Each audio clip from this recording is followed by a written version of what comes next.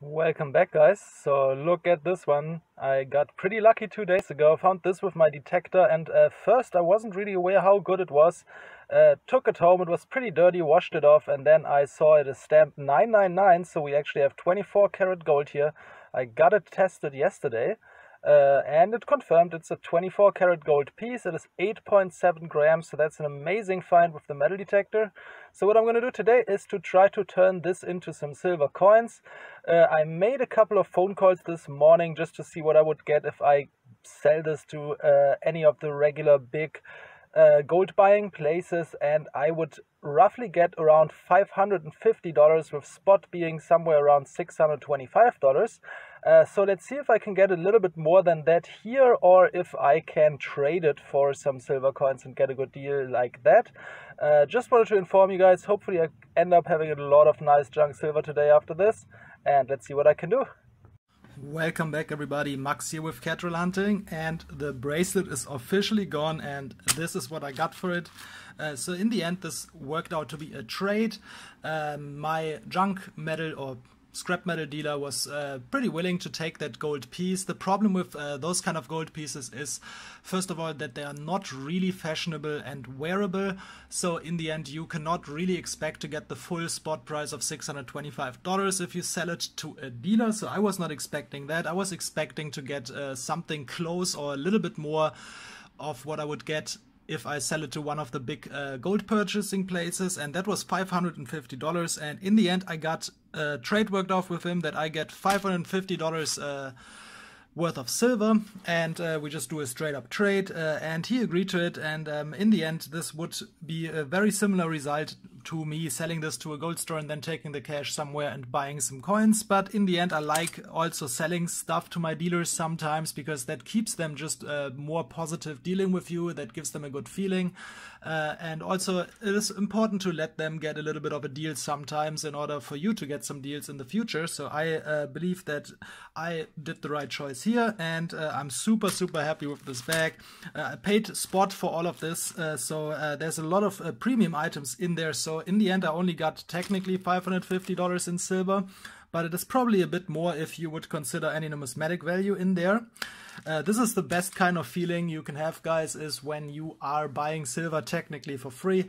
That's why I love metal detecting and do it occasionally, or let's say pretty regularly.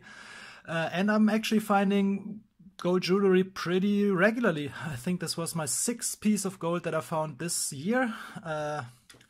So that is a pretty good outcome. But now enough of that, let's dig into those coins. We have like a lot of variety here, so there's gonna be some sorting out to do, but I like doing it on camera and talking about silver while I do that a little bit. So last week was a pretty up and down week for silver. We had a pretty huge price drop, I think on Wednesday it was, where we went actually under the 27 mark again. That was kind of a surprise for me, but then towards the end of the week we went up again and had basically a bounce back. That was mostly due to the employment numbers released in the US that always have a pretty big influence on the silver price, because they are a good indicator for the overall economy development. We see a lot of volatility in the markets. The silver and gold markets are really jumpy right now, because I think frankly nobody knows what's going on. There's just so much uncertainty right now with the pandemic and with the rising inflation and the monetary policy of the central banks. So we see very strong reactions to basically everything what happens right now, and that is not the most usual thing in the gold market, but right now we live in unprecedented times. I personally still believe silver has quite a lot of room to grow, but again, you can never really know with this market. But I found it very interesting how jumpy everything is. Next week I believe that the inflation numbers for the US get released, and that usually has a pretty big impact on the gold price, and then the silver usually follows the gold price still, even though I think that is a little bit of a outdated correlation. I believe that this is more like a technical big trader kind of thing that's happening, because you often see the gold and the silver price go hand in hand, and I still believe they are very different metals long term, but in the end silver right now still follows the gold price. Gold has been pretty strong the last few weeks, and silver and gold are having a upwards momentum, I would say. Many factors play a role there, but we will see in the next week what's happening. A lot of volatility, but still, it's a decent time to buy. We don't have crazy silver prices. The premiums are still absolutely absurd. I have been looking online, and the premiums basically do not at all care about the spot price anymore. As soon as the spot price goes down, you have basically a correction of the premiums. So the online prices are just very, very difficult right now. But again, I believe there's still ways to buy some good silver out there. If you find the right deals, you can still find it for very, very close to spot, like I did with this lot here. So let's talk about the coins here a little bit. So you guys can see we have a really nice mix of stuff here. I'm going to take a few things and take them out of the picture after I talked about them, just to get some space here. But let's start here with those US mint sets. This one is a Denver mint set, 1961. Those do not have a dollar. So you have basically 85 cents face value US. This I paid roughly $20 for, I think maybe 21 Canadian dollars. So this is a good price for sealed products like this. In the end, this one here is not super shiny. Like, the condition looks like a lot of air got into the holder, so we don't have like this perfect BU kind of coins. But this 1962 set Philadelphia mint is very, very pretty. We have perfectly shaped coins, super nice condition, and getting stuff for spot, stuff like this for spot is something that I really appreciate. The downside for me with those sets is that they are really annoying to store compared to coins that you can just chuck in tubes, so they take up more space and are a little bit awkward. But I really like getting those if I can get them for spot, because they usually sell a little bit at a little bit of a premium. So that's pretty cool. Let's take this out of the picture here so that I can spread out the bullion pieces a little bit better.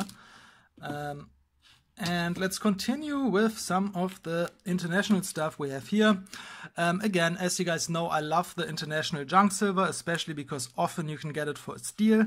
I personally prefer the higher percentage coins, so what I really like to stack is Swiss francs, French francs. I also really like British sterling coins, and Australian stuff is something that I really appreciate. So there's a lot of variety there in the international junk silver, so you can actually pick your favorites. It is often very, very cheap, especially in local coin shops that have difficulty selling this stuff, and especially in the more old school local coin shops, because they do not have access to eBay. And if you guys follow eBay sales and stuff like this, in my opinion, those kind of things, the international junk silver coins, they actually sell at a premium on eBay, whereas you can find them for a discount at coin shops, which I find is a very interesting gap in the market that I think some people are actually using and reselling those coins on eBay, because they can get them quite cheap and you get pretty good numbers. So we have 1 franc here. This is 1918. It's just a very common coin, but those ones are very, very iconic. I like the design very much. 83.5% silver, like the French and Swiss coins usually are. So this is a nice addition to the stack. We have a few Dutch coins here. As you guys know, the Dutch, first of all, they changed the size of the one golden piece somewhere in the 1940s. I think it was in 1940. Just after the Second World War, if I'm correct. So they basically reduced the size of the golden. These ones are still the old ones, so they're significantly larger. They're roughly, I would say, $half size. 72% silver, the old Dutch purity with Queen Wilhelmina on there. This one here is in 1931, and this one here is in 1930. This one is really awesomely tarnished and has some nice toning on there, even though you can't again see that on camera. But again, these ones are solid silver coins, very, very internationally accepted, but also very, very common. And then we have 2 smaller Dutch coins here as well. One 10-cent piece from the 40s and a 25-cent piece from the 40s. I think there was a third piece somewhere. There it is. We have a third 10-cent piece. And those 10-cent pieces are tiny, and they're only 64% silver. So definitely lower percentage, but then again, those kind of things you sometimes get for very, very cheap. I think I paid 50 cents each for those 2 coins. So that is something that you can look out for, because often people just simply do not care, and it is a good way to add some cheap silver to your stack. We have 2 actually pretty good collectible coins here. This one is a 10 cents straight settlements 1917. This is 60% silver. Straight settlements is pretty weird because there's some sterling coins, there's some 80% coins, there's some 60% coins, and there's also some 50% coins. So you have to be very knowledgeable and basically look everything up once you get the coins, because this one here is a 60% coin. I assumed it was a 50%er when I bought it, but I was wrong. King George V on the back. This one is a very collectible item, but the best collectible item here is this 5 cent straight settlements coin with Queen Victoria on the back. It's from 1900. Most of those are pretty low mintage coins, and any coin website like NGC or something like this puts a value of roughly $20 on this coin. I don't think it's that expensive. The melt value is obviously not much. It's around $1, 80% silver. Didn't say that. So in the end, I would say if you sell this on eBay, it's realistically somewhere around a $10 coin. So it's a really, really good steal to find this for spot. We have some British sterling shillings here, just 2 very common years. Again, those things I like because they are very affordable, very common, and they are a nice size and a good way to add some high percentage sterling silver to your stack. And then we have a bunch of British 50% things here too. We again have the usual 6-pence and a few of the 3-pence pieces too. Let me just sort this out for a second. We have 3 British 3-pence with a 1921, which is the first year they switched to 50% silver rather than sterling. And then we have a 1940 and a 1941.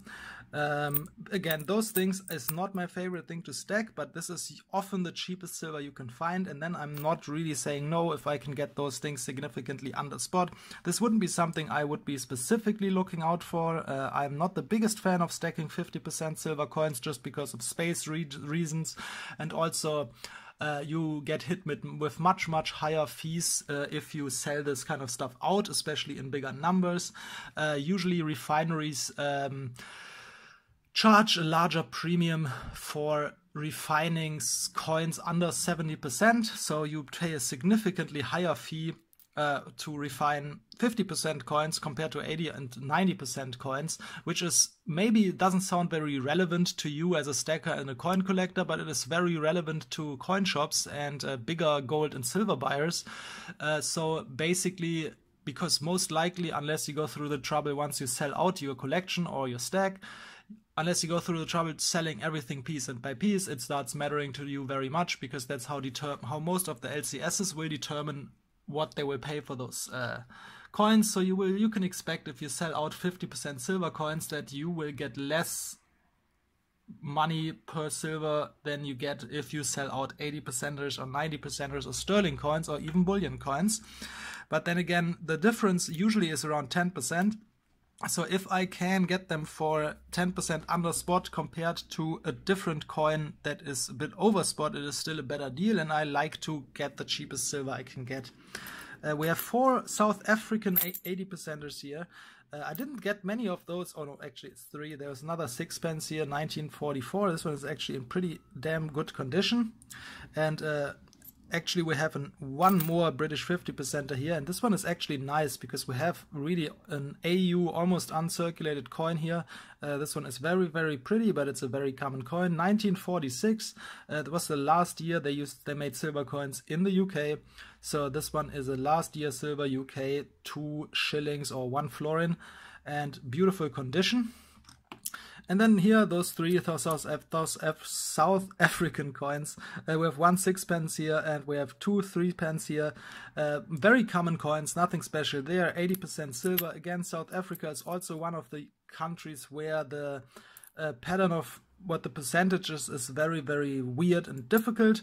But in the end, those ones are all 80%ers, and I like picking them up. We have 1 10-piece, 10 euro. From Sweden, 1954, 40%er here, nothing special.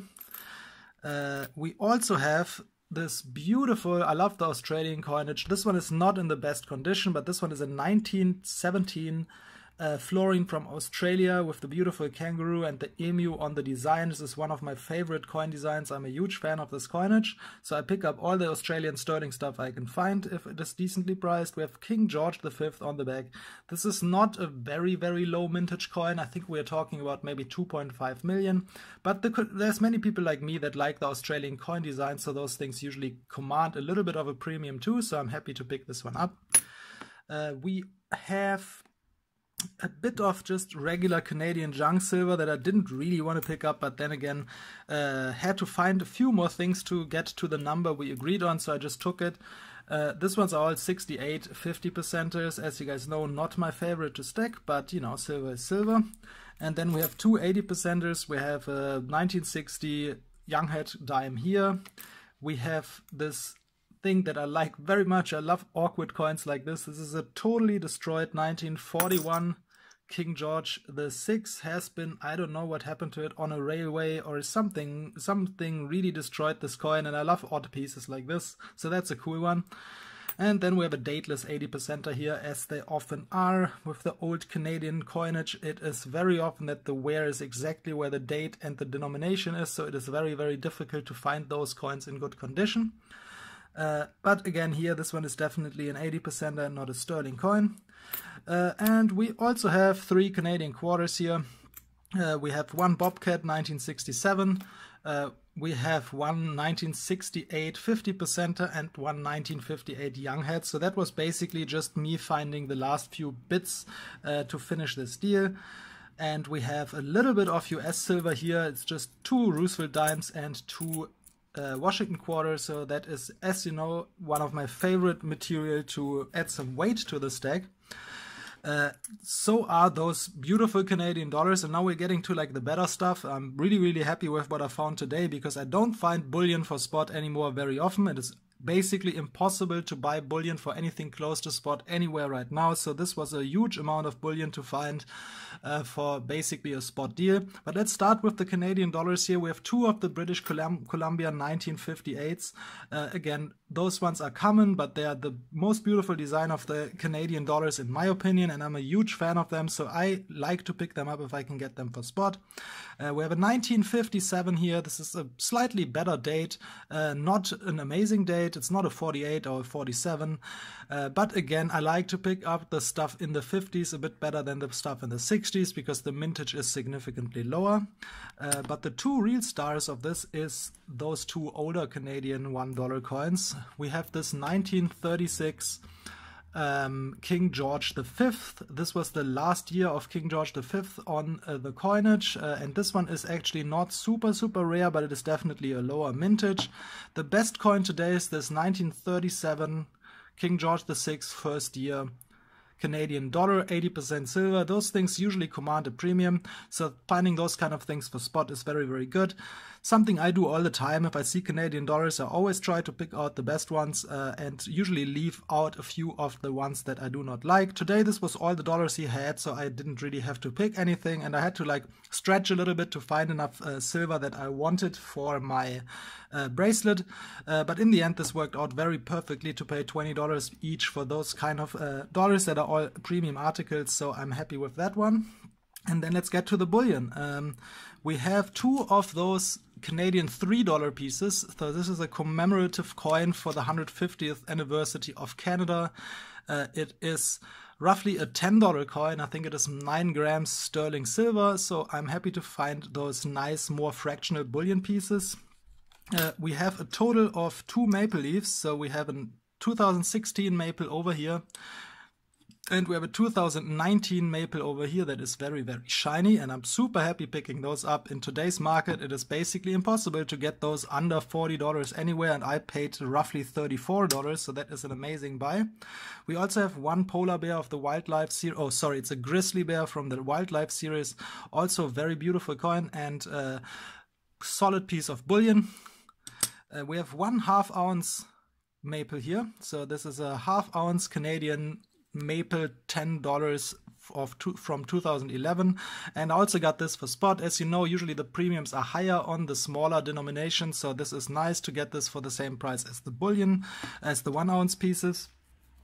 We have this Beautiful 2 ounce big nickel, pretty common coin, but I love the design. It's super chunky, awesome 2 ounce design. And then we have one CIBC commemorative 2017 150 years of Canada anniversary coin. This one has a very nice design. It is 1 ounce. CIBC is one of the bigger bank franchises here in Canada. And then we have 2 random silver bars. This one here is a Sunshine minting 1 ounce fine silver. Has no date or anything like this. But again, I love picking up some bars if I can get a good number. And we have this one here, which is really cool. It's kind of a historic piece. This one is from 1974, Christmas in Canada. 1 ounce actually with a serial number, and I know people like this kind of stuff, so this is definitely the best one of the 1 ounce pieces that I found today. There's collectors for all this kind of stuff, so this is super awesome. In the end, I'm super happy to add this to my stack, because this feels like free silver to me, because I only traded a detected gold bracelet, and I think I did pretty well with the trade. I think that spot is around $550 here, but in the end, with some of the collectible pieces, this is probably a bit more, worth a bit more than that. So I don't think I did too bad trading the gold bracelets for this. Let me know, guys, what you think. If you think I did the right decision, if you think I did a good deal here. Let me know what your favorite coins are for the day. For me, it is definitely this beautiful 1 ounce silver bar from the 70s. I also love the Canadian 1937 dollar. And they're just for personal preference. I love this Australian florin very much as well. That's it for today, guys. If you enjoyed this video, please hit the like button, and if you haven't subscribed yet, please consider so. It would make me super happy. And I see you guys next week for the next video. Have a good one.